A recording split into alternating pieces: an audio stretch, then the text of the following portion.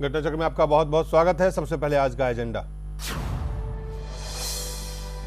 Al Qaeda ने भारत में जिहाद के लिए बनाया क़यादत अल जिहाद, सरकार हरकत में, देश भर में अलर्ट जारी।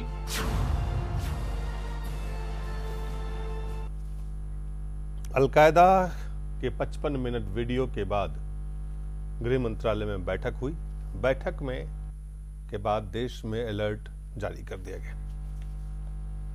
हमारे साथ हमारे स्टूडियो में डॉक्टर शकील अंसारी साहब हैं, वह सदस्य हैं ओबीसी आयोग के, मुस्लिम बुद्धिजीवी भी हैं, राजनेता भी हैं, सामाजिक कार्यकर्ता भी हैं। हमारे साथ वरिष्ठ पत्रकार उपेंद्र धर्मानी जी हैं, पुष्पन कुलश्रेष्ठ हैं, अवधेश कुमार जी हैं। सबसे पहले शुरुआत करते हैं अवधेश जी आपसे। इस वीडियो को 55 मिनट का वीडियो है, काफ़ी सारी बातें कही गई है, लेकिन कुल मिलाकर के इस वीडियो के बाद सरकार के हरकत में आना, नए रूप से नए सिरे से उन्होंने पूरे देश में अलर्ट जारी किया। साथ ही साथ वीडियो की पूरी प्रामाणिकता की भी सूत्रों ने कंफर्म किया कि वीडियो कोई फैब्रिकेटेड नहीं है। इस वीडियो के पीछे मंशा क्या है? दिलीप जी, ये इसको बहुत व्यापक तरीके से देखने की जरूरत है, लेकिन शुरुआत यहीं से करेंगे जहां से आपने प्रश्न किया है। देखिए, अलकायदा का वर्तमान प्रमुख हैं अयमान अल जवाहिरी। अगर वो ये बयान देते हैं कि हमको भारतीय उपमहाद्वीप में अपनी शाखा खोलनी है और शाखा का नाम तक वो घोषित कर देते हैं, उसके हेड का भी नाम घोषित कर देते हैं, उन देशों का और भारत के उन राज्यों का नाम लेते हैं जहां जिहाद करना है, तो स्वाभाविक है कि राजनाथ सिंह गृह मंत्री और भारत सरकार इस पर सतर्क होगी। तो इसलिए उन्होंने जो मीटिंग किया और जो सतर्कता जारी की है वो एक स्वाभाविक स्थिति है, क्योंकि जवाहिरी कह रहा है कि अलकायदा की नई शाखा इस्लामिक राज्य को बढ़ावा देगी और भारतीय उपमहाद्वीप में जिहाद का झंडा बुलंद करेगी। तो इसको कैसे नजरअंदाज किया जा सकता है? उसने बर्मा का नाम लिया है, बांग्लादेश है, भारत में असम, कश्मीर, गुजरात, अहमदाबाद, कश्मीर के बारे में कह रहा है कि हम इसको गर्व के साथ मुसलमानों को यहाँ जोड़ेंगे। और साथ ही साथ उन्होंने इसके अलावा जो मुल्ला उमर थे पहले तालिबान के आमिर, उनके समर्थन का ऐलान किया है। यानी अमेरिका के जाते जाते हमको अफगानिस्तान में 2001 के पहले की स्थिति कायम करनी है। तो केवल भारत ही नहीं है, अगर हमारे चारों ओर ये वो लेके चल रहा है तो उस पर तो गंभीर होना ही पड़ेगा। लेकिन मैं कहूंगा कि किसी निष्कर्ष पर पहुंचने के पहले इसको 3 पहलू में हमको बांट के इसको देखना पड़ेगा, जिस पर हम बीच में आगे आप प्रश्न करेंगे वैसे चर्चा करेंगे। पहला तो इसकी सत्यता की बात थी, जो कि कुछ लोग प्रश्न उठा रहे हैं। देखिए, पहला ये जो अल सहाब वेबसाइट है वो अलकायदा का अपना वेबसाइट है, अल सहाब, जिस पर आया है। तो इसलिए दूसरा यह है कि उसने बिल्कुल क़यादत अल जिहाद नाम दे दिया है और इसका नेता भी घोषित कर दिया है आसिम उमर, पाक में जो आतंकवादी है, तहरीके तालिबान में अभी है वो, लेकिन उसका नाम घोषित कर दिया है कि ये इसके होंगे। तीसरा आपने बता ही दिया है कि यूट्यूब और सोशल मीडिया एजेंसियों ने जांच करके कहा है। लेकिन सोचने की, जो ध्यान रखने की बात है कि उसमें वो कह रहे हैं कि सभी लड़ाके एक हो जाओ, आपसी कलह ठीक नहीं है, मुस्लिमों को पवित्र रखने के लिए जिहाद जरूरी है, तो आपको पैसे और सम्मान के लिए उनके खिलाफ नहीं जाना चाहिए। जो इस समय खासकर शिया और एक नया आतंकवाद जो चला है वो शिया और सुन्नी में विभेद कर रहा है। बोल रहे हैं कि कहल एक अभिशाप और पीड़ा है, यह जिहाद में विश्वास रखने वालों के लिए अपमान और काफिलों के लिए यश जैसा है। यदि आप कहते हो कि आपके जिहाद से अल्लाह खुश नहीं होता तो आप नेतृत्व का पहला मौका खो देते हो। तो ये जो कलह और वो जो प्रयोग किए हैं, उसके पीछे का कारण जो है वो ये है कि 2006 तक जो इस समय का IS है वहां, वो दरअसल अलकायदा ही था, एक अलकायदा की शाखा के रूप में काम करता था। अल जरकावी उसका नेता था, जिसको अमेरिका ने ध्वस्त कर दिया था। 2011 में फिर से उठा और जवाहिरी में और अल बगदादी दोनों में एक प्रतिस्पर्धा थी। जवाहिरी और उसमें लड़ाई होती थी, उसने अपना IS नाम का अलग संगठन खड़ा किया। यही बात है। आपने अभी जो खबरें आई थी उसमें कहा गया कि कुछ भारत से जो युवा है, मुस्लिम युवा है, वहां पे गए और ISS में जाके उन्होंने वहां पे जाके उन्होंने काम की उसमें ज्वाइन किया है, जो वहां पे ISS कर रही है। तो क्या उसके बाद की प्रतिक्रिया है? नहीं, वो केवल उतना ही नहीं है। इस समय जिस ढंग से IS ने अपनी प्रचंड उग्रता हिंसा की दिखाई है, 1700 सैनिकों को एक दिन में मार डालना, और जिस ढंग से उसने पहली बार एक वीडियो दिया है, तो दुनिया भर के जो जिहादी थे उसकी ओर आ रहे हैं। बैंकॉक इस समय बेल्जियम के इतने क्षेत्रों पर उसकी सरकार है, एक प्रकार से उसने अपने को खलीफा घोषित कर दिया है। दुनिया के मुसलमानों को कहा है कि हमको आप खलीफा और हम जो कहते हैं वो मानो। अलकायदा पूरी तरह कमजोर हो रही है इसमें, अलकायदा से लोग उधर जा रहे हैं। जवाहिरी ने कहा था कि मुसलमान मत लड़ो। वही शकील साहब, इसको कैसे देखा जाए कि क्या दो संगठन ऐसे दुनिया भर में, चाहे वो अलकायदा हो, ऐसे उनकी जो पूरी रूपरेखा, पूरा उनकी जो पूरी लड़ाई है, उनकी जो पूरी जिस तरह से उनके हिंसा है, जो उनके काम है पूरे दुनिया भर में, तो ये उनके कंपटीशन, क्योंकि अलकायदा संगठन आज से नहीं है, लेकिन भारत के लिए और इस इलाके में जहां उन्होंने चिन्हित किया है कि अगर ये वीडियो, जिस बात की पुष्टि हो रहा है कि वीडियो सही है और इस पे कोई फैब्रिकेशन नहीं है, तो ये गंभीर तो है ही, साथ साथ खतरे भी हैं, सावधानी की भी जरूरत है, सतर्कता है। लेकिन इसके पीछे की सोच क्या है, कहाँ हिंदुस्तान में इस वक्त क्यों? देखिए, सबसे इम्पोर्टेंट पॉइंट है जो इसकी परमाणुता की, उसको आपने सिद्ध किया है कि वो सही है। तो ये सबसे पहले बहुत ही एक ख़तरनाक कदम है, जिसके लिए अगर सरकार अलर्ट हुई है तो जितनी भी अलर्ट हुई है और ज़्यादा अलर्ट होने की ज़रूरत है। एक बात ये है, उसके लिए सरकार की तारीफ़ भी की जानी चाहिए कि उन्होंने पहले ही इसको अलर्टनेस लिया है। अब जहाँ तक ताल्लुक़ है पूरी दुनिया के अंदर एक पॉलिसीज़ के तहत जो जिहाद का जो कंसेप्ट है, वो जिहाद का इस्लामिक कंसेप्ट का बहुत बिगड़ी हुई शक्ल अलकायदा या आईएस है। और इनके पीछे मानसिकता तो है वही हिटलरी मानसिकता कि देश पर राज करने की एक सपना है, जिनको देशों को कब्जा करना। वरना इस्लाम में और इस्लाम की शरीयत को जहाँ तक देखिए, उसमें टेररिज्म का कोई मुकाम है नहीं। लेकिन हम इससे इनकार नहीं करते हैं कि ये जो संस्थाएं जो हैं वो इस्लाम के नाम पर कायम करके, कई लोग जिस तरह कहते हैं कि कोई चीज़ नहीं है, नहीं है, हम उसको स्वीकार करते हैं कि ये गलत लोगों की एक जमायत है जो इस्लाम को बदनाम करने की एक साजिश ही नहीं उसमें है। और ये 400, 700, 800 पुरानी सभ्यता के तरफ ले जाने वाले लोग हैं, जो आज भी जिस तरह से आईएस ने किया है, वो लगता है कि ये सिविलाइजेशन नाम की कोई चीज़ उनके आसपास में है नहीं। अब जैसे आपने एक याद कीजिए, कुछ दिन पहले जब ओसामा बिन लादेन पर अटैक किया गया था अमेरिका ने, तो उनके रूम से एक चिट्ठी 21 पेज की निकली थी, उसकी बहुत ही चर्चा थी, जिसमें वो अलकायदा की एक रिपोर्ट थी जिसमें बताया था कि अलकायदा तो कमज़ोर हो रही है, आईएस जो है एक ताकतवर और एक जमात बनकर उभर रही है। तो जो दिग्भ्रमित लोग हैं, और उस दिग्भ्रमितता में अमेरिका का एक बहुत इम्पॉर्टेंट रोल है, जो हाफ हार्टेडली इस पूरी विश्व में अमन कायम करने की कोशिश करता है और अमन को खतरा में लाके डाल देता है। उसका पूरा डिटेल है, वो अलग से डिबेट का विषय है। उसकी वजह से ये संस्थाएं जो हैं टेररिज्म की पूरी दुनिया में पनप रही हैं। और हिंदुस्तान के आसपास, जैसा अभी अवधेश जी ने बताया, और जिस तरह बर्मा में है, जिस तरह बांग्लादेश में है, जिस तरह अभी पाकिस्तान में आप देख लीजिए, वहाँ पर डेमोक्रेटिक सरकार चलने नहीं देते हैं इस तरह के लोग, तो वो एक सपना देख रहे हैं मुल्कों पर कब्जा करने का या रूल करने का, और इस्लाम के नाम पर ही एक जैसे कुछ युवा का खबर आई कि महाराष्ट्र से, तमिलनाडु से कि वो गए, तो क्या इससे उनका हौसला बढ़ा कि अगर हिंदुस्तान से लोग आके ज्वाइन कर रहे हैं तो हिंदुस्तान में शाखा खोलो, वहां ज्यादा लोग आएंगे? हिंदुस्तान में शाखा तो इस रीजन में खोलने की वो कोशिश कर रहे हैं जी।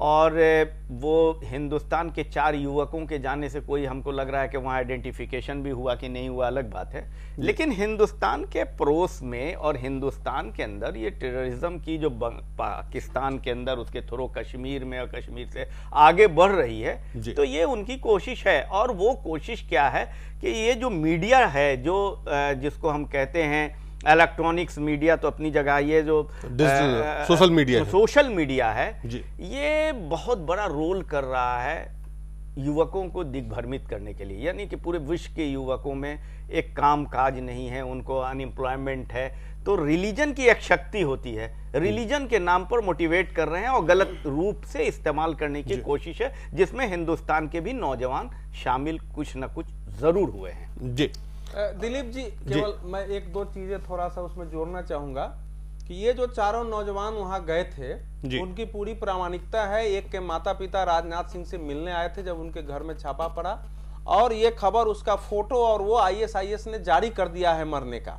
उसने पत्र में छोड़ा था कि अब जन्नत में मिलेंगे। मतलब ये जो कह रहे हैं ये जो शकील भाई कि किस ढंग से एक खतरनाक उन्मादित मतलब मजहब के नाम पर एक विचार पैदा किया गया है कि जिहाद के लिए आप लड़ोगे तो आपको जन्नत मिलेगी, और उसमें जाते और भारी संख्या में आपको आज नहीं, मैं ये बता रहा हूँ कि आज जो कायदा ने कहा है ना गुजरात ISIS ने, सुनिए ना, ISIS ने अपना नक्शा जारी किया है जिसको स्टेट ऑफ खुरासान नाम दिया है, उसमें गुजरात का बड़ा हिस्सा है। तो उसने घोषणा किया है कि इराक और सीरिया से लड़ने के बाद जो हमारे साथ के आतंकवादी हैं वो भारत की ओर जाएंगे और हमारे साथ लिंक बना के लड़ेंगे, वो पहले घोषित कर चुका है। तो अलकायदा के लिए मजबूरी थी उसके बाद अगर अपने को बनाए रखना है तो ये घोषित करना। चलिए एक छोटा सा ब्रेक लेना पड़ेगा। पुष्पेंद्र और धर्मानी जी आपके पास हम लौटेंगे ब्रेक के बाद।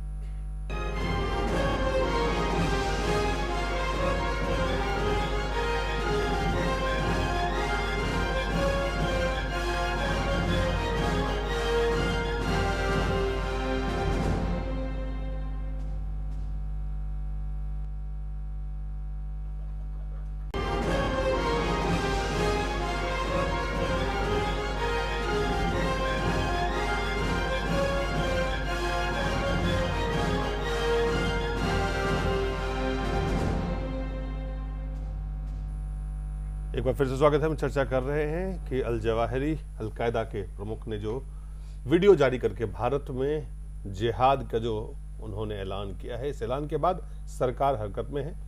और पुष्पेंद्र, मैं आपके पास आना चाहता हूं। कुछ इलाके को, कुछ खास इलाके को चिन्हित किया गया है इसमें।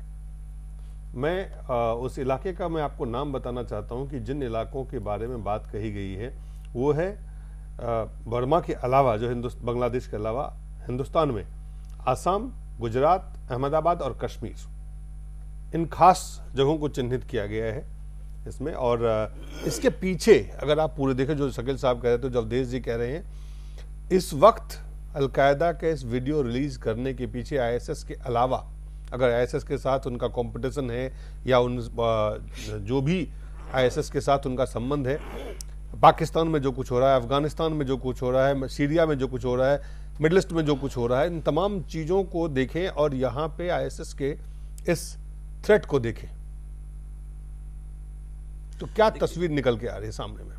देखिए, मैं समझता हूँ कि जो कुछ भी नाम उन्होंने गुजरात, आसाम या जम्मू कश्मीर का लिया है, सब जानते हैं कि आसाम और जम्मू कश्मीर में मुसलमानों की स्थिति क्या है, वहाँ किस तरीके के आंदोलन चल रहे हैं, वहाँ किस तरीके के फिरके वाराना दंगे हुए हैं, वहाँ मुसलमानों का जो जिस तरीके से सांप्रदायिकता बढ़ी है वो सबको पता है।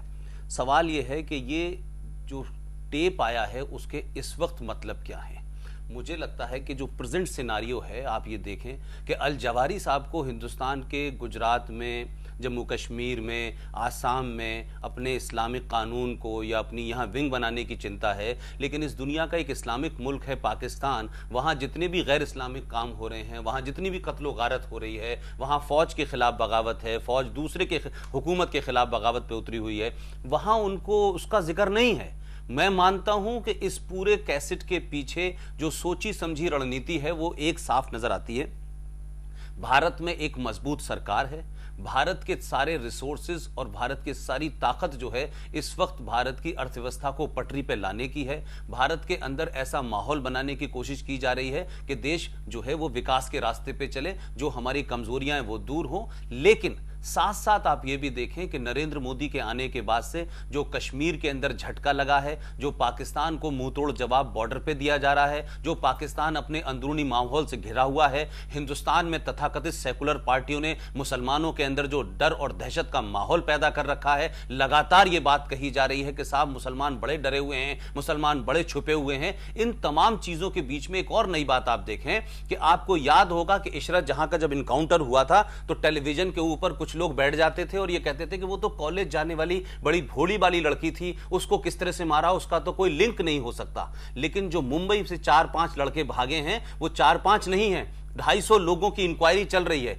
ये एक पढ़े लिखे लड़के हैं, कोई इंजीनियर है, कोई डॉक्टर है, और वो वहां गए और जिहाद कर रहे हैं। इस सब के बावजूद भी ये मैसेज लग आता है अलजावरी को कि भारत के अंदर एक ऐसी उसको पकी पकाई फसल मौजूद है जहां सिर्फ उसको माचिस दिखानी है। वो उनको आसाम में नजर आती है, वो जम्मू कश्मीर में नजर आती है। तो इन हिस्सों का नाम लेते हुए गुजरात और अहमदाबाद को उसमें शामिल किया। नहीं, मैं वही कह रहा हूं, ये तमाम वो जगह है। गुजरात का नाम लेने से हिंदुस्तान के मुसलमान के उस सेंटीमेंट को जगाओ कि देखिए साहब बड़ा आपके साथ कत्लो गारत हुई थी। मैं ये कह रहा हूं कि हिंदुस्तान के अंदर भी एक ऐसी फसल मौजूद है, चाहे वो इंडियन मुजाहिदीन के नाम पे हो, और जहां तक हिंदुस्तान की आप ये कहें कि इन चीजों के बारे में ये गैर इस्लामिक हैं और हमारे इस्लाम में नहीं लिखी हैं, कहीं अल्लाह इसकी इजाजत नहीं देता है, लेकिन अल्लाह के तमाम मानने वाले, चाहे वो देवबंद स्कूल ऑफ थॉट हो, चाहे बरेलवी हो, चाहे अहले हदीस हो, चाहे जमात इस्लामी हो, चाहे जमीयत उलेमाए इस्लाम हो, हिंद हो, ये तमाम उस शिद्दत के साथ सड़कों पर निकल के इस बात का मुखालफत नहीं कर रही हैं कि ये तमाम वो फोर्सेस हैं जो भारत को तोड़ना चाहती हैं, जो इस्लाम के खिलाफ हैं। ये अपने अपने छोटे बयान देकर के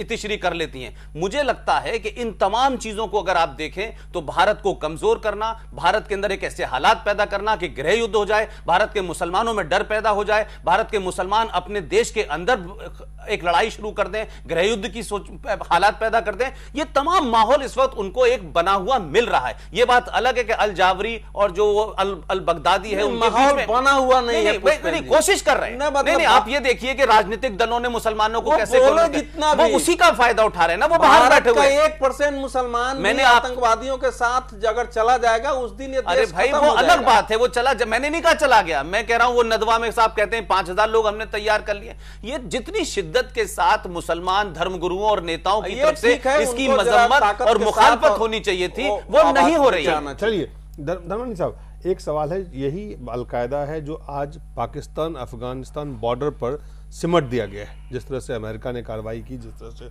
अब उनके पास क्या भारत जहां पर की बॉर्डर के हर तमाम बॉर्डर के पर जो लगातार कार्रवाई भारत सरकार की तरफ से हो रही है, भारत सेना से की तरफ से हो रही है, उसमें क्या उनके लिए संभावना आपको दिखता है कि वो भारत में अपने नेटवर्क को वाकई फैला सकता है? देखिए, मुझे ये चिंता का विषय है, गंभीर है, लेकिन देखिए मुझे ये लगता है कि जो आपने बात कही कि अभी इस पूरे मुद्दे पर जिस प्रकार आपने देखा कि उनको आप खुद मान रहे हैं कि एक बहुत छोटे एरिया में कन्फाइंड करके रख दिया गया है जी। इस्लाम में, अभी भाई ने बताया कि इस्लाम में हिंसा या विस्तारवाद को कहीं स्थान नहीं है। इस्लाम में, मैं धर्म की बात कर रहा हूँ, लेकिन इस्लाम के जो कुछ ठेकेदार हैं, जो ये संस्थाएं हैं, जो ठेकेदार हैं, इन संस्थाओं ने इस्लाम को इस तरह से युवाओं के अंदर फैलाने का प्रयास किया है जिससे उनकी दुकानें चलती रहें। उनको लग रहा है कि किस प्रकार उनकी दुकानें सिमट रही हैं, उन दुकानों को जिंदा रखने के लिए ये जो जिस प्रकार की वार्निंग है, ठेकेदार हमेशा, जो अभी बात पुष्पेंद्र भाई कह रहे थे या अवधेश जी कह रहे थे कि ऐसा कुछ नहीं है हिंदुस्तान के अंदर कि इनके साथ बहुत सारा युवा मुस्लिम लग गया है, लेकिन उनका प्रयास, हम हर ठेकेदार, आप कहीं पर भी देख लीजिए, जो भी ठेकेदारी करता है वो अपने इशू को बहुत बड़ा करके बताता है, तभी वो चीजों को अचीव करने का प्रयास करता है। वो कितना कर पाता है वो एक अलग मुद्दा है। मुझे ये लगता है कि ये जिस प्रकार का थ्रेट उन्होंने किया है वो आउट ऑफ मैं कहूँ ना, एक डेस्परेशन कि भाई हमारा मामला खत्म होता जा रहा है, हम सिमटते जा रहे हैं, तो अब अपने आप को रिवाइव करने के लिए, चीज़ों को डाइवर्ट करने के लिए इस प्रकार का ये जो एक वीडियो उन्होंने जारी किया है, वो भारत को चिंता होनी चाहिए और प्रिकॉशन लिया जाना चाहिए, और जो मुझे लगता है टाइमली इस सरकार ने लिया है। और ये सरकार के लेवल तक शकील साहब संभव है कि सरकार अकेले, अगर सरकार पूरी ताकत भी लगा दे, जब इसको रोकने के लिए जो है तमाम जो संगठन नहीं, है मैं यही तमाम- कह रहा हूं, जी। मैं दिलीप जी ये कह रहा हूं कि ये इतना बड़ा थ्रेट नहीं है कि आप कह रहे हैं कि सरकार पूरी इसको रोकने में सफल रहेगी या नहीं रहेगी। देखिए इतना बड़ा देश है, इसके अंदर कहीं छुटपुट घटना हो जाए या करने में वो सफल हो जाए, दैट इज डिफरेंट इशू। नहीं, it's about वो इतना बड़ा recruiting। इशू ही नहीं है। एक आप ऑलरेडी देख रहे हैं कि कई नहीं, तरह उसकी के देखिए अलगाव जी दो तरह की बातें हैं। जी एक तो दमानी साहब कह रहे हैं बहुत चैलेंज नहीं है, ठीक बात है। और हमारे पत्रकार भाई अभी कह रहे थे, उनकी बात अलग है। इस देश के अंदर ऐसा वातावरण बनाने के लिए भी प्रयास कर रहे हैं, कोई एक धर्म की बात नहीं कीजिए, दूसरे लोग भी ये प्रयास कर रहे हैं कि ये गृह युद्ध में चला जाए ये देश, ये झंझट में पड़ जाए ये देश।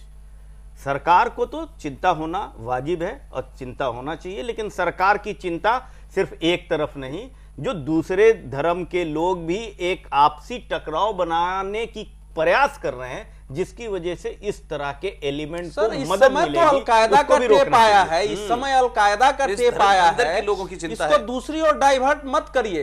और ये दिलीप जी, अलकायदा ऐसा है अलकायदा जो है इजराइल और दिलीप जी, यूके की बात नहीं करता। ऐसा है, दो तीन इजराइल बातें उसके लिए इसको नहीं है। ध्यान रखिए। पहली बात तो यह है कि पहली बार ये बयान नहीं आया, हमको आश्चर्य इसलिए है, पिछले साल 17 सितंबर को मैं पूरा मेरे पास, इसलिए मैं सब खोल के रखे हुए हूं, बिल्कुल इसका ही बयान है अपने ऐमान अल जवाहिरी का। जी। उसने साफ साफ कहा है कि हमको कश्मीर में जंग करना है हर हाल में, हमको इसके लिए इसको तैयारी रोकने के क्या तरीके हैं? नहीं, वो that is इसको रोकने के क्या तरीके हैं? देखिए, हमारे पास समय कम है। समय कम है, दो तरीका है। अभी जी। तक केवल मिलिट्री और सुरक्षा के स्तर पर तो लोग काम कर रहे हैं, लेकिन वैचारिक स्तर पर कि ये विचारधारा के स्तर पर जो दिमाग में घुस रहा है, क्योंकि अलकायदा एक नाम है, वो रक्त बीज की तरह उसके विचार से जगह जगह जो नौजवान खड़े हो रहे हैं, न तो वर्ल्ड के लेवल पर बात हुई है, न भारत में बात हुआ है। इसलिए मिलिट्री सुरक्षा की बात तो हो, लेकिन इस विचारधारा के खिलाफ जो लोग भी सजग है देश में, सरकार के लेवल पर, मुसलमान भी, हिंदू भी, कि इस ढंग से सांप्रदायिक मजहबी उन्माद के आधार पर दुनिया को मध्य की ओर धकेलना गलत है। नौजवानों में, विद्यालयों में, विश्वविद्यालयों में जाकर के इसके खिलाफ वैचारिक जंग की ज्यादा जरूरत है। उसमें हमको मरना भी पड़े तो कोई बात नहीं है, लेकिन आधार लेकिन नहीं हो पा रहा है। आप ये देख सकते हैं, इसका आधार धर्म बन रहा है। क्या धार्मिक नेताओं का और धर्म के जो तमाम जो संगठन हैं, उनको इस वक्त एजुकेट करने की जरूरत है भारत में, कि आप जो है इस तरह के तमाम जो इस समय आना चाहिए? एकदम आप सही हैं। लोग एजुकेट करने की कोशिश कर रहे हैं जी, लेकिन जो स्पीड होनी चाहिए वो कम है। इसको स्पीड इसको लगता है कि जो सामुदायिक जो नेता हैं, धर्म गुरु हैं, ज्यादा ड्यूटी डर से नहीं बोलते हैं। देखिए ऐसा है कि इस समय इस्लाम में जिस ढंग से दुनिया में कट्टरता बढ़ी है वो दुर्भाग्यपूर्ण है, लेकिन उसमें इस्लामी जो बुद्धिजीवी हैं और बाकी हैं, वो कई बार उसके वो बयान देते देते बचाव में आ जाते हैं। मैंने कई अपने मित्रों को कहा है कि इसको इस रूप में नहीं लो, नहीं तो तुम्हारे लिए भी खतरा, क्योंकि वो जो मार रहे हैं आखिर इराक में, सीरिया में, पाकिस्तान में, अफगानिस्तान में, लेकिन लीबिया में किसको मार रहे हैं? मन में वही मैं कह रहा हूं, मारने की बात अलग है, दो चीजें हैं। वार क्या है जी, वार जो वहां है क्या है, सत्ता की वार चल रही है। इसको आप उसके बाद वो हिंसा के जरिया सत्ता, इसीलिए मैंने कहा था कि 300-400 सदी पुरानी पद्धति में अभी जी रहे, सिविलाइजेशन नहीं है। एक सेकंड अपनी बात पूरी करें हम, एक सेकंड में सिर्फ। दूसरी बात यह है कि अमेरिका जब गया वहां अमेरिका ने जिस तरह से प्रोटेक्ट किया, वहां पर शिया सुन्नी वार करा दिया, और शिया सुन्नी वार के नतीजे में बाई प्रोडक्ट है आईएस जो है, ये शिया सुन्नी वार का बाई प्रोडक्ट है। जी, कुल मिलाकर के जो हमारे पास समय कम है, पुष्पेंद्र जी, धर्मानी जी, इस समय जरूरत है कि तमाम ऐसे युवाओं को जिनको रिट्रीट करने के लिए ब्रांच खोलने के प्रयास कर रहे हैं, इन युवाओं को इसके असर से पूरी तरह से बचाने की जरूरत है कि आप अवेयर करने की, और कम्युनिटी लीडर को शक नहीं। देखिए, कुछ चीजों की मजम्मत दो तरीके से होती है। एक आप प्रेस रिलीज जारी कर देते हैं और स्टूडियो में आके कह देते हैं, एक ये होती है। एक के लिए सड़कों पे निकलना पड़ता है। मुसलमानों की खासतौर से मैं कह रहा हूं, सियासी क़यादत कहां है, धार्मिक क़यादत कहां है, वो फतवे जारी करने वालों की लाइन कहां है, वो सामाजिक कार्यकर्ता कहां है, चाहे वो फेसबुक हो, चाहे वो इंटरनेट हो, चाहे टेलीविजन हो, चाहे रेडियो अखबार हो, उन लोगों की बातें कहां हैं? वो कौन लोग हैं जो कहें कि ये खराब है, हिंदुस्तान के खिलाफ है? इस समय जरूरत है, जो भड़काया जा रहा है, मैंने कहा aggressive होके एग्रेसिवली इसकी जरूरत है, लेकिन इसको इस एंगल पर मत देखिए। हिंदुस्तान के हर शहरी, उनको प्रोटेक्ट करिए, उनकी नीड की जरूरत की नीड पूरी आपको जैसी चाहते हैं उसके लिए उनको वातावरण बना के उनको समझाइए। हो सकता है कि वो लोग भी खुद गड़े हुए हों। 65 साल में सेकुलर पार्टियां वातावरण नहीं बना पाई। संपन्न घरों के लड़के ज्यादातर इस समय ये मतलब नहीं है कि जवाहिरी जो है वो बड़ा डॉक्टर है।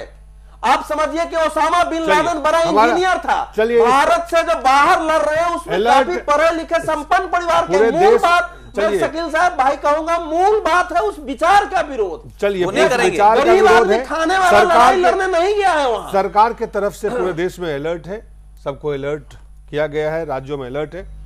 उम्मीद कर सकते हैं आप कि चीजों को सरकार जिस तरह से सजगता से काम कर, सतर्कता से काम, सावधानी से काम कर रही है, शायद अलकायदा को अपने जो उनकी मंशा है उसमें हिंदुस्तान में कामयाबी ना मिले। फिलहाल आप सबका बहुत बहुत धन्यवाद।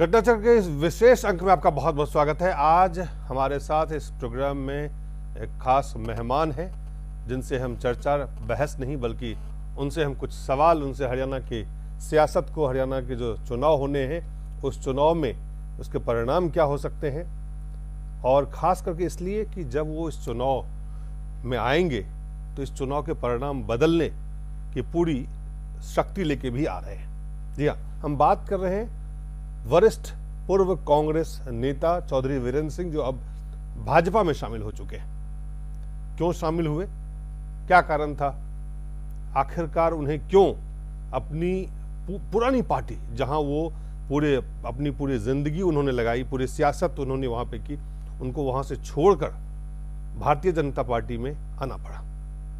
चौधरी साहब, बहुत बहुत स्वागत है आपका। सबसे पहला ये सवाल बहुत स्वाभाविक है, तमाम लोग, ये शायद आपका पहला इंटरव्यू है जो किसी स्टूडियो में बीजेपी ज्वाइन करने के बाद आप दे रहे हैं। तमाम लोग जानना चाहते हैं कि आखिर चौधरी वीरेंद्र सिंह जैसे वरिष्ठ नेता, भाजपा के, गांधी परिवार के करीबी, वहां के सबसे मजबूत नेता, पार्टी को छोड़ के भारतीय जनता पार्टी में आ गए।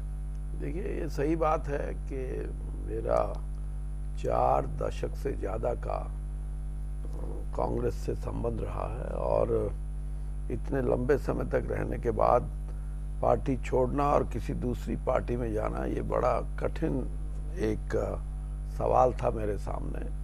और लेकिन उसके कारण इतने थे कि मैं किसी भी परिस्थिति में ये नहीं चाहता था कि मेरे होते हुए मैं मूक दर्शक बना रहूं और कांग्रेस हाशिए पे चली जाए हरियाणा में। जी सही, अगर मैं इसको 2 शब्दों में कहूं तो भारतीय राष्ट्रीय कांग्रेस हरियाणा के संदर्भ में भारतीय राष्ट्रीय कांग्रेस नहीं रही, वो हुड्डा कांग्रेस बन के रह गई। और किन कारणों से बनी ये भी बहुत स्पष्ट हैं, लेकिन कुछ चीज़ें ऐसी हैं जो पार्टी में रहते हुए और पार्टी जब छोड़ते हैं तो इसका मतलब ये नहीं कि हम किन्हीं मापदंडों के आधार पर मर्यादा से हट के बात करें। जी। लेकिन सही बात यह है कि श्रीमती सोनिया गांधी जो कांग्रेस अध्यक्ष हैं, वो इस परिस्थिति में नहीं थी इस बात के लिए कि मेरा एक ही कहना था कि भूपेंद्र सिंह हुड्डा का जो लंबा 9 साल तक का मुख्यमंत्री का कार्यकाल है, इसमें पार्टी हाशिए पे चली गई है।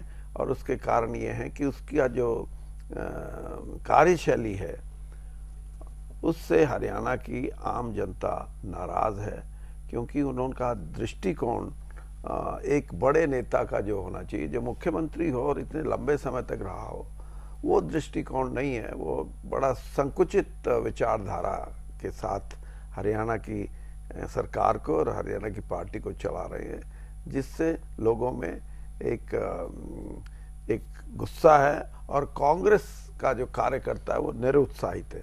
इसलिए मेहरबानी करके कांग्रेस को अगर मजबूत रखना है तो इस चेंज ऑफ गार्ड मतलब बदल दीजिए और कोई नया चेहरा लेके आइए, जिससे कि लोगों में फिर कांग्रेस के प्रति आकर्षण हो।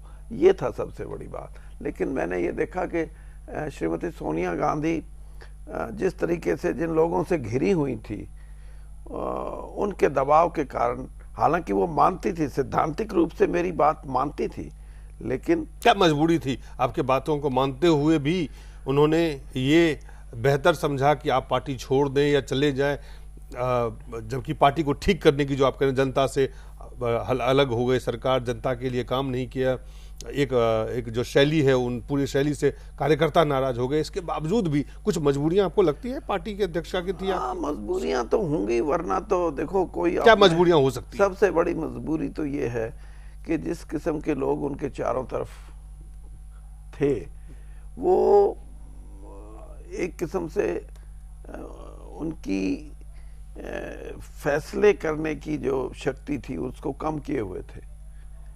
वो उनको नहीं चाहते थे कि वो ऐसे निर्णायक फैसले ले जिनसे कि उस कोटरी का कोई नुकसान हो। कोटरी की वजह से बहुत से अहम फैसले श्रीमती सोनिया गांधी नहीं ले सके। धर्मानी साहब, हरियाणा के सियासत को भी समझते हैं, जानते हैं आप पूरी तरह से। चौधरी साहब को भी के सियासत को आपने देखा है करीब से। मैं बहुत लंबे समय से चौधरी साहब को तो कई बार राजनीति वहाँ पे देखी है। चौधरी साहब ने, मेरे को लगता है, लगभग जो अपना कैरियर शुरू किया और 77 जब पूरी लहर चली थी उस समय उन्होंने अपनी सीट को बचाया था, कांग्रेस को बहुत अच्छे मार्जिन से जितवाया था जी। और हरियाणा में जो मुझे लगता है कि एक विपक्ष के सबसे मजबूत नेता विपक्ष के जो ओपी चौटाला हैं, उनको भी मेरे को लगता है हिसार पार्लियामेंट्री में आपने काफ़ी अच्छे मार्जिन से हराया था। और हरियाणा में आपका नाम है। आपने भी बात कही कि उनकी कोई कोटरी है जिसकी वजह से वो निर्णय नहीं ले पाते, तो क्या आपको ऐसा नहीं लगता कि कुछ कोटरी या व्यक्तिगत कारणों से जो एक नेता जिसने उत्तरांचल जितवाया हो पार्टी को, जिसने हिमाचल जितवाया हो पार्टी को, जिसने पार्टी को राजस्थान में मजबूत किया, मतलब डिफरेंट जगह पर आपने पार्टी को मजबूती प्रदान की है, ऐसे में संगठन को छोड़कर व्यक्तिगत हित वहां पर आपको क्या ज्यादा नजर आ रहे थे? देखिए,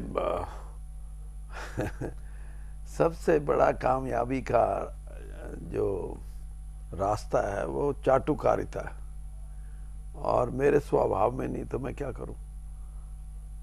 यानी जब मैं जिस शिद्दत के साथ उत्तराखंड में मैंने काम किया, पार्टी को वहां जीत दिलाई कठिन परिस्थितियों में, जबकि वही हालात थे कि सेंटर के सरकार के खिलाफ कितने घोटाले की बात थी, कई लाख करोड़ के घोटालों की बात होती थी, महंगाई की बात थी, गवर्नेंस की बात थी। इन सारी बातों के होते हुए भी वहाँ की बीजेपी की सरकार को हमने शिकस्त दी, हराया और कांग्रेस की गवर्नमेंट स्थापित की। इसी प्रकार 8 महीने बाद हिमाचल में भी, मैं हिमाचल का भी प्रभारी था, वहाँ चुनाव हुए, उसी मेहनत के साथ मैंने काम किया। लेकिन जैसे मैंने कहा कि मेहनत करना और एक अच्छे फ्लैटरर होना। नहीं, पर चौधरी साहब, इसमें जो एक आज बात निकल कर आ रही है, देखिए कांग्रेस एक बहुत बड़ा लंबा उसका इतिहास है, और आपके जैसा कुशल संगठक जो है पार्टी छोड़कर जा रहा है, जिस प्रकार के आरोप पृथ्वीराज चौहान जी ने भी लगाए कि भाई लीडरशिप जो है वो गिरती जा रही है वहाँ पे, अभी आपने भी बात कही कि चाटुकारों से गिरती जा रही है, तो ऐसी परिस्थितियों में आपको मतलब लगता है कि कांग्रेस का जो है, जो भाजपा नेता कह रहे हैं कि कांग्रेस मुक्त भारत होगा, उस दिशा की ओर कांग्रेस जा रही है? देखिए, दुनिया की सबसे पुरानी पार्टी है, 127-28 साल, तो इतना तो नहीं मैं कह सकता कि इतना जल्दी लुप्त हो जाएगी, लेकिन जिस तरह के हालात हैं मुझे लगता है कि आपको मैं एक इंस्टांस से ये बताना चाहता हूं कि वर्किंग कमेटी में मैंने ये कहा कि अगर कांग्रेस पार्टी पार्लियामेंट के चुनाव में जैसे गई और जो कुछ ऐसे नेता थे हमारे पार्टी के जो कोटरी का बहुत बड़ा महत्वपूर्ण अंग हैं, ये कहते थे कि अगर 140 सीटें भी जीत जाएंगे तो हम सरकार बना लेंगे। जिस पार्टी का उद्देश्य 273 से घट के 140 पे आ गया हो और वो इस चीज की महारत हासिल करते हैं कि हम इतने कॉम्पिटेंट हैं कि 140 में भी सरकार बना लेंगे, तो इसका मतलब कांग्रेस में कहीं ना कहीं ऐसी लीडरशिप कायम हो गई है जो सिर्फ स्वार्थ की राजनीति और उस स्वार्थ में क्या जितने तरह के भ्रष्टाचार के आरोप लगे, करप्शन के जो खास करके आप देखिए हुड्डा साहब पे जितने सबसे बड़ी बात दिलीप जी इसमें ये थी कि इतना कुछ होने के बावजूद भी चौधरी साहब इस पूरे मामले में अभी तक कांग्रेस में क्लीन निकलते चले गए। इनके ऊपर कम से कम ऐसे कोई, हालांकि भूपेंद्र सिंह हुड्डा जी के ऊपर भी इतने आरोप लगे हैं जी, और कांग्रेस की जो परिस्थितियां हैं वहां पर मुझे लगता है उनकी ताजपोशी में भी आपका बहुत बड़ा योगदान है।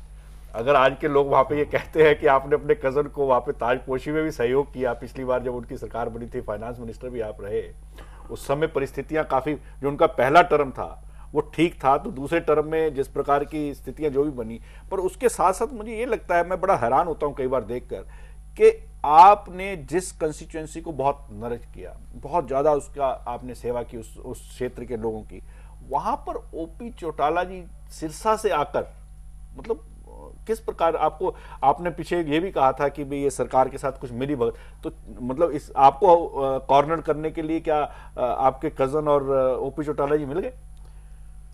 सिर्फ भूपेंद्र सिंह की बात नहीं, जो भी ये समझते थे कि वीरेंद्र सिंह, ये चौटाला साहब की भी यही समस्या है कि वीरेंद्र सिंह को अगर कभी मौका मिलेगा सरकार में बैठ के उसकी रहनुमाई करने का, तो जो जातिवादी राजनीति करने वाले लोग हैं, चाहे चौटाला साहब हों चाहे और हों, और कांग्रेस में भी जो लोग इस बात से चिंतित हैं कि वीरेंद्र सिंह अगर सत्तासीन हो गए तो उनका जो शोरूम है उसमें ताले लग जाएंगे, हो सकता है हाँ बंद हो जाए जी। उसके कारण हैं और ये कारण सही हैं। एक कारण तो ये कि जिस विरासत को मैं लेके चलता हूँ उसकी पहलुओं को अगर देखें तो मैंने कभी राजनीति में अपने ग्रैंडफादर को राजनीतिक तौर पे इस्तेमाल नहीं किया। आपके बहुत बड़े वो किसान नेता, किस स्ट्रेंथ को आप बीजेपी में लेके आए हैं आज, अगर ये मैं सवाल जी सीधा सवाल का जवाब ये है कि बीजेपी ग्रामीण अंचल में हरियाणा में अभी तक अपना पकड़ नहीं थी और किन्हीं कारणों से वो पिछले 48 साल में ये भी साबित नहीं कर सकी कि हम अपने दम पे हरियाणा में सरकार बना सकते हैं। पहला मौका है जब बीजेपी को ये एहसास हुआ कि हम अब हरियाणा में अपनी सरकार बनाएंगे, क्योंकि हमने 8 में से 7 सीटें पार्लियामेंट की जीती और हमारे को 52 जो विधानसभा क्षेत्रों में बढ़त मिली। लेकिन उनको इस बात का भी इल्म था कि जो हरियाणा का जो ग्रामीण क्षेत्र है उसमें उनकी प्रेजेंस बहुत स्ट्रांग संगठन के रूप में, संगठन के रूप में भी, वैसे भी। और फिर आप एक बात मान के चलें कि भारतीय जनता पार्टी ने जब भी कभी प्रयास किया तो वो किसी न किसी अलायंस के सहारे सत्ता में आए, 2 बार 3 बार। इस बार अपने बूते भारतीय जनता पार्टी आएगी आपके आने के बाद आपको? हाँ, मुझे देखिए, मैं अपने अनुभव से ये कह सकता हूँ कि इसलिए नहीं कि मैं आज भारतीय जनता पार्टी में हूँ, इसलिए मैं बोल रहा हूँ कि लोगों का रुख बदला है और रुख बदलने का सबसे बड़ा कारण चौधरी वीरेंद्र सिंह भी आ गए नहीं, सबसे बड़ा कारण ये है कि जो युवा पीढ़ी है वो एक कदम आगे निकल चुकी है इस बात की राजनीति से कि हम जातिवादी राजनीति में फंसे रहेंगे, क्या हम क्षेत्रवाद की राजनीति में फंसे रहेंगे, क्या हम बड़े बड़े लोगों को अपना सिंबल मान के उनके साथ जुड़े रहेंगे? चाहे वो देवीलाल जी की पार्टी है, चाहे वो आज के दिन भजनलाल जी की पार्टी है, चाहे वो आज के दिन भूपेंद्र सिंह हुड्डा ने भी, जैसे मैंने कहा कि कांग्रेस नहीं छोड़ा, उसने कांग्रेस को हुड्डा कांग्रेस में बदल दिया। तो इन तीन चीजों से, परिवारवाद, जातिवाद और क्षेत्रवाद, इनसे आज का युवा निकलना चाहता है। और बीजेपी में वो नहीं है, आप मानते हैं? ये तीनों चीजें बीजेपी में नहीं है? बीजेपी में अब कल हो जाए तो पता नहीं, आज तक तो नहीं है। आज तक नहीं। साहब, इसमें जो आपने बात कही बहुत महत्वपूर्ण बात है। आपके आने से क्या ये माना जाए कि अब बीजेपी जो है वो जो बैसाखी गठबंधन की बैसाखी से मुक्त हो गई हरियाणा में? बिल्कुल, वरना मैंने जैसे बताया कि यानी नेचुरल अलाई अगर कहा जाए तो जरूरत के मुताबिक तो चौटाला साहब थे और क्योंकि बादल जी का चौटाला साहब का जो संबंध है और बादल जी की पार्टी अकाली दल और बीजेपी का जो गठबंधन है, उस नज़रिए से तो बीजेपी को अगर ये होता कि हम खुद नहीं बना सकते अपनी हुकूमत, तो हो सकता था चौटाला साहब को बोलते कि आप और हम मिलके लड़ेंगे जो पहले लड़ते रहे हैं। लेकिन अब स्पष्ट है, इसके प्रमाण है में कि बीजेपी को लोग अपनाना चाहते हैं और उसकी रिप्लेसमेंट क्यों है? कांग्रेस पार्टी के एक वरिष्ठ नेता को, इतने बड़े नेता को बीजेपी पार्टी में लाती है और वहां पे आप कह रहे हैं कि बीजेपी का ग्रामीण में बहुत बड़ा समर्थन, जो आधार है जनाधार नहीं रहने के बावजूद भी बीजेपी को एक सर्टेन अमाउंट ऑफ लोकसभा में जो उनकी सफलता है। मेरा सवाल ये है कि प्रधानमंत्री जब 14 में लोकसभा के चुनाव लड़ रहे थे तो प्रधानमंत्री पद के उम्मीदवार सामने रख के लड़ रहे थे।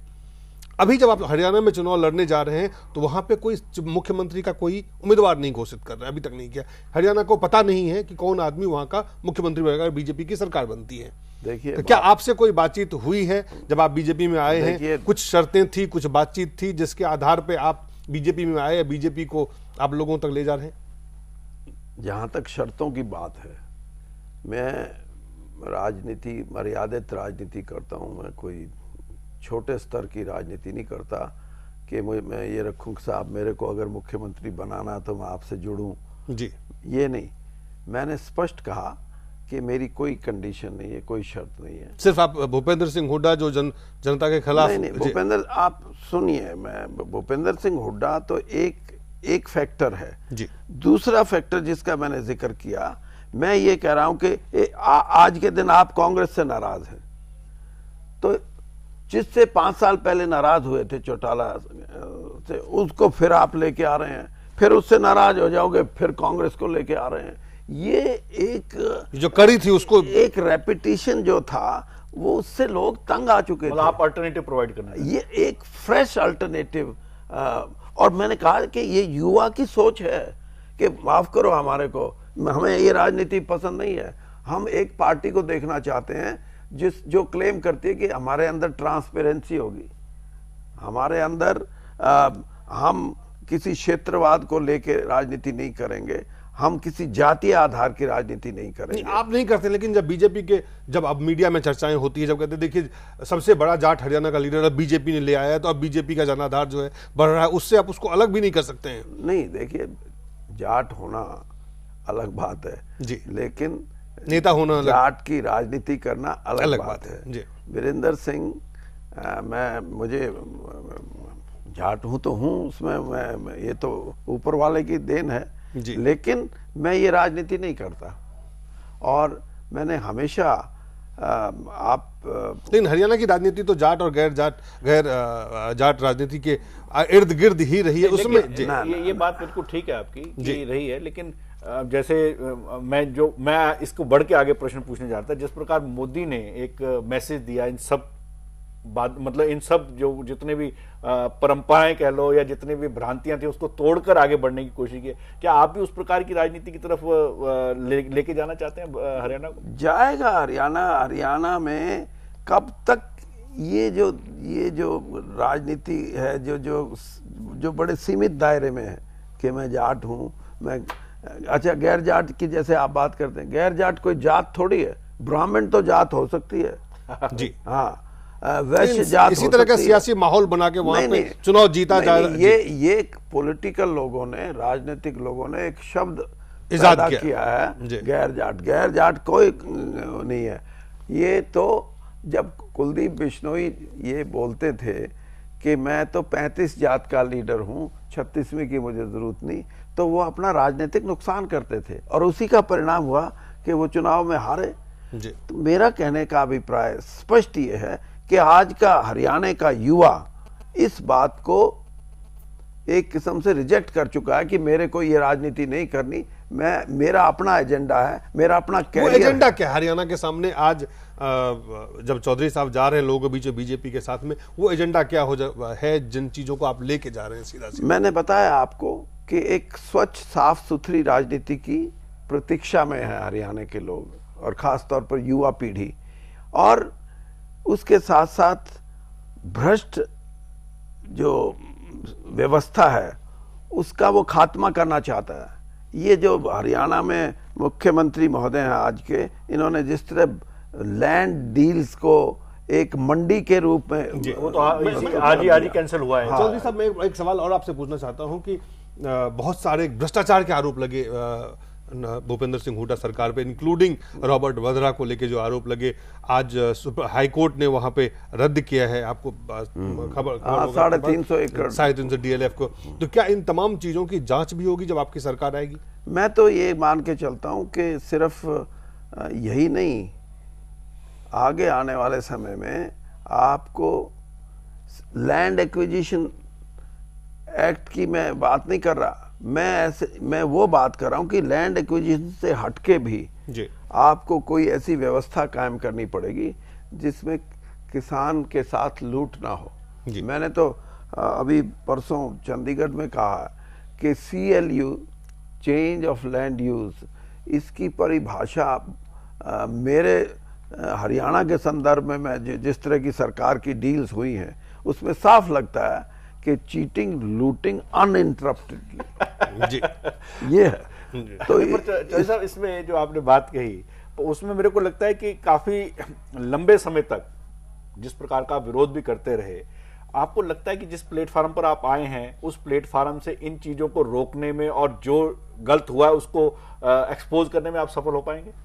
देखिए, अब ये अभी भविष्य के गर्भ में है, मैं कोई बूस्ट नहीं करता इन बातों के लिए, लेकिन इनका होना ज़रूरी है, मतलब इनका खुलासा होना ज़रूरी है, वरना तो लोगों का विश्वास उठ जाएगा किसी भी प्रजातांत्रिक प्रणाली से। प्रजातंत्र प्रणाली यही बोलती है कि कहीं, आप देखिए, आप जापान का केस लीजिए, जापान में हर दूसरे चौथे साल प्रधानमंत्री को इस्तीफा देना पड़ता है, और जापान बहुत बड़ी इकॉनमी है दुनिया की जी। लेकिन जहां भी भ्रष्टाचार का थोड़ा सा भी कहीं उनके इयोटा ऑफ एविडेंस भी आया, बल्कि चर्चा ही आई, तो कितने प्रधानमंत्री में 1 2 3 4 5 6 बता सकता हूं पिछले 20-25 साल। भारत में ऐसा नहीं होता है। भारत में ऐसा नहीं होता, लेकिन मैं ये कह रहा हूं, भारत में उसको जस्टिफाई करते हैं। वो जो भी पार्लियामेंट्री डेमोक्रेसी है उसको मैच्योर होने में 550 साल तो ब्रिटिश पार्लियामेंट को मैच्योर होने में लगे, अभी भी उसमें भी खामियां हैं। तो हम तो 65 साल पुरानी डेमोक्रेसी है और हमारे को तो और आगे चलना है। तो इसलिए आज हम ये कहें कि हमारी डेमोक्रेसी में ये बीमारियां लग गई, बीमारियां लगी हैं, लेकिन जो जो प्रोसेस चर्निंग होएगी। आप 4 दशक से राजनीति में हैं, आप, क्योंकि ये अभी हाल ही में पूरा हुआ है, बीजेपी में आ गए इसलिए नहीं, एक सीजन नेता के नाते आप 100 दिन की सरकार जो मोदी सरकार है उसको कैसे आंकलन करते हैं? उसका चुनाव पर परिणाम होना है, हरियाणा चुनाव पे। देखिए, बात यह है कि मैं सिर्फ पार्टी में आ गया इसलिए ये कहूँ, या मैं पार्टी से बाहर हूँ तो इसलिए जो बाहर हैं वो ये कहें कि कुछ नहीं। 100 दिन में आप किसी भी सरकार का आंकलन करेंगे तो वो ठीक नहीं है। कम से कम किसी सरकार संकेत कुछ मिल रहे हैं, संकेत भी नहीं होते 100 दिन में। 100 दिन में संकेत नहीं होते। एक आपसे सवाल, ये बिल्कुल मेरा 1 साल का समय हो तब आप पॉइंटेडली ये कह सकते हो कि यहाँ फेल हो गए, यहाँ ठीक रहा, यहाँ बहुत अच्छा रहा। पर बिगनिंग कैसी है? बिगनिंग का तो कोई भी सरकार आएगी, जो वायदे करके आए हैं बड़े बड़े, उन वायदों को आगे चलाने की कोशिश, तो जैसे सिट है, अब आप ये कहो कि स्पेशल जो टीम बनाई है ब्लैक मनी के लिए, ये एक पॉजिटिव स्टेप है जो लिया है, लेकिन उसके आगे क्या होगा, रिजल्ट तो तब आएंगे ना। तो शुरुआत तो जो वायदे किए हैं उन पे जो काम शुरू हुए वो तो ठीक ही। हरियाणा की राजनीति में जब बीजेपी में आप आए हैं, आपसे भी कुछ वायदे हुए हैं क्या? नहीं, मैंने बताया, मैंने कोई वादा, ना तो मैंने कोई कंडीशन, कोई शर्त रखी है, और ना मैं इन चीज़ों, हाँ मैंने ये ज़रूर कहा कि अगर मैं if I am capable of delivering, मैं डिलीवर कर सकता हूँ, तो आप मेरे को कंसिडर करिए। अगर आप ये समझते हैं कि मेरे अंदर डिलीवर करने की शक्ति नहीं, मत करिए। तो कोई राजनीति में हम ये इसलिए भी नहीं है कि हम सिर्फ मूक दर्शक ही हों, हमारी अपनी अपेक्षाएं। हमारा समय वैसे खत्म हो गया चौधरी साहब, आप समय हमारे पास बिल्कुल खत्म हो, लेकिन दो सवाल छोटे छोटे जवाब कि भाजपा के वैचारिक रूप से कांग्रेस और भाजपा में वैचारिक रूप से बहुत बड़ा विरोध रहा है। अब जब आप कांग्रेस से 4 दशक के बाद भाजपा में हैं, तो विचारों को लेके आपके मन में भाजपा के जो विचार हैं, संघ के विचार हैं, क्योंकि संघ से ये पार्टी लोग कहते हैं निर्देशित होती है, गाइड होती है, उन विचारों को आगे बढ़ाता, वहाँ पे आपको एडजस्ट करने में या उन चीज़ों से आपको लगता है कि उन चीज़ों में आपको कोई तकलीफ नहीं है किसी तरह की, और बड़ा स्वाभाविक सा चीज़ है ये? देखिए, एक तो आप ये मान के चलें कि पिछले 6 दशक में जो विचारधारा से जुड़ी पार्टियां, चाहे एक्सट्रीम लेफ्ट हो, चाहे लेफ्ट हो, चाहे सेंटर टू लेफ्ट हो, लेफ्ट टू सेंटर हो, या राइट पार्टीज जैसे बीजेपी है या कांग्रेस सेंटर और सीपीएम सीपीआई है, वैचारिक रूप से तो डाइल्यूशन आई है। लेकिन ये बात आप ज़रूर मान के चलें कि 125 करोड़ के देश को चलाने के लिए जी, जब आप सत्तासीन हो जाते हैं, तो आपको देश की कुछ ऐसी चीजें हैं जिनमें कंसेंसस डेवलप करनी पड़ेगी और करनी चाहिए। तो इस कंसेंसस में हरियाणा में जब इस बार अब की बार हरियाणा में भाजपा सरकार बनाने के लिए जो आप कोशिश करेंगे, जो उस तरफ बढ़ेंगे, तो वो क्या कंसेंसस वाले इश्यूज लेके आप हरियाणा की जनता के पास जा रहे हैं? मैंने बताया कि एक तो आप क्या वो 3 महत्वपूर्ण आपके बारे में ये हो कि ये करप्शन के खिलाफ लड़ने की शक्ति, वो भाजपा के बारे में है, आपको लगता है? होनी है भाजपा, इसीलिए वोट मिलेंगे, इसीलिए वोट मिलेंगे। हाँ, दूसरा ये है कि आज जो लॉपसाइडेड डेवलपमेंट है उसको दुरुस्त करने की जरूरत है। इंक्लूसिव एंड सस्टेनेबल डेवलपमेंट, आज ये जरूरी है। हरियाणा के 2.5 करोड़ लोगों को ये एहसास हो कि जो भी प्रगति हुई उसमें मेरा थोड़ा बहुत कहीं ना कहीं हिस्सा है, मुझे भी उसका लाभ मिला है। थर्ड, आपको लगता है कि कहीं पे भी किसी भी, चलिए ये कि चूंकि एक बिल्कुल व्यक्तिगत सवाल है, जब आप कांग्रेस छोड़े तो आपको दुख हुआ? पहले थर्ड तो पूछ लीजिए, उसके बाद व्यक्तिगत। तो हमारा समय खत्म हो गया, आपको दुख हुआ? देखिए, मैंने शुरू में ही बोला था कि इतना बड़ा फैसला साधारण तौर पे नहीं लिया जाता, बहुत इसमें 40 साल। किस व्यक्ति से भाजपा में आप प्रभावित होकर जुड़े? मैं तो इस चीज से प्रभावित हूं कि भाजपा ने पहली बार 24 साल का जो स्टेलमेट है कि हम त्रिशंकु लोकसभा दे रहे थे, पहली बार एक स्पष्ट बहुमत लेके पार्टी आई है। और मेरा अपना ये मानना है कि स्पष्ट बहुमत लेके खुले दिल से फैसले हो सकते हैं, किसी का प्रेशर नहीं होता, ये मेरी एक मान्यता थी। तो हम इस वक्त ये मान के चलें, जिस तरह से आप आए, जिस तरह से आपके पार्टी में आए, कि हम जो बात कर रहे हैं, अगर भाजपा की सरकार बनी तो सरकार के मुखिया चौधरी वीरेंद्र सिंह भी हो सकते हैं? वो तो भाजपा की लीडरशिप बताएगी। नहीं, जनादेश अगर आता है तो उसमें नहीं, वो मैंने बताया ना, अगर अब की बार अगर भाजपा सरकार बनती है तो चौधरी वीरेंद्र सिंह भी मुख्यमंत्री हो सकते हैं उस सफाई करने के लिए। ये तो पार्टी का देखो, जब आप पार्टी में तो उसके बंधन में जी, और जो वो फैसला करते हैं वही सही होता है। मेरे को जब कई दावेदार हैं वहां पे। एक मिनट में एक मिनट लूंगा आपकी जी।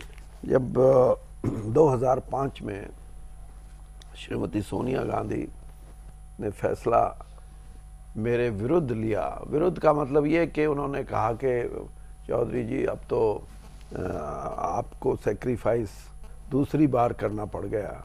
केंद्र में भी आप मंत्री बनते नहीं, रह गए थे। वो अलग बात थी जी। ये 2005 की है, पुरानी बात है। क्योंकि राजीव गांधी जी ने मुझे जब चुनाव थे 91 में, तब ये चुनावी सभाओं में कहा था कि वीरेंद्र सिंह हमारे अगले मुख्यमंत्री होंगे जी।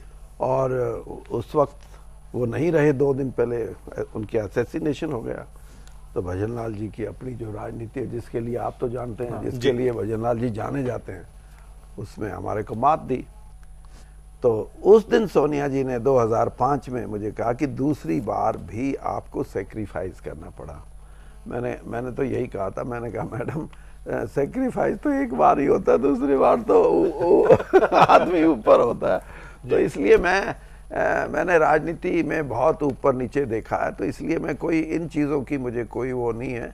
लेकिन मैं ये ज़रूर कहूँगा, अगर मेरे में कुछ काबिलियत है, कुछ ऐसी चीज़ें हैं जो मजबूती दे सकती हैं हमारे प्रदेश को, जनता को, तो आप अगर आपको मुख्यमंत्री पद दिया जाता है पार्टी की तरफ से, अगर कहा जाता है, तो आपको उसमें कोई पार्टी के तमाम फैसले आपको मंजूर होंगे? बिल्कुल, पार्टी जो फैसला करेगी वो मंजूर होगा। चाहे वो मुख्यमंत्री बनाने को, अगर नाम को लेकर आगे करना हो तो भी, अगर नहीं, मैं एक बात मैंने स्पष्ट कही थी जी कि इस चुनाव में आप किसी को मुख्यमंत्री प्रोजेक्ट करके ना चले, किसी को भी नहीं। कारण क्या था? कारण यही है कि हरियाणा की राजनीति, फिर मैं वहीं आ रहा हूँ कि जातिवादी राजनीति है, इसमें हमारे को नुकसान होगा। अगर हम किसी को, मेरे को भी करते तब भी नुकसान होगा।